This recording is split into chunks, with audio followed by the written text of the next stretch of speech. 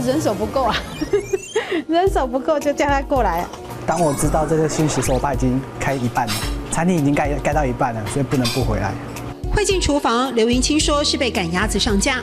离开新竹，待在父母退休后经营的民宿，与食物为伍，完全不是人生中的计划。像我这种年纪的人，通常都是跟朋友在一起的时段，毕竟隔一个中央山脉嘛，所以朋友都不在这边。但父母需要帮忙，他的心理挣扎没持续太久，跟着妈妈边做边学，渐渐产生了兴趣，把机械科学到的精确态度融汇到厨房里，不准厨师抽烟、吃槟榔，甚至用围巾。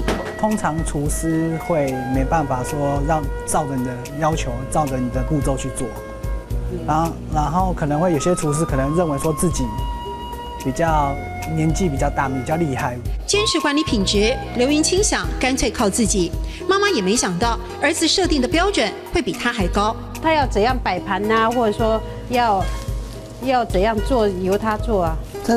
我们是用烫地瓜叶，然后我们里面会加一些像是猪油还有蒜泥下去，然后上面看到的是炒咸蛋。加了咸蛋、清烫地瓜叶，多了客家风味。猪油拌饭、客家控肉、竹笋排骨汤、客家小炒，都是小时候妈妈的味道。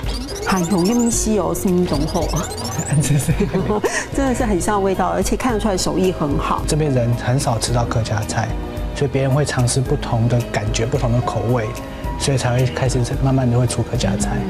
宜然客家人不多，卖客家美食的店家自然少。刘云清希望用食物满足人们对家乡风味的思念。宜兰的民宿早早就进入战国时代，这家人以他们最熟悉的客家料理来增加民宿的魅力。韩雄嘅米西哦，送音懂后。韩雄嘅米西哦，送音懂后。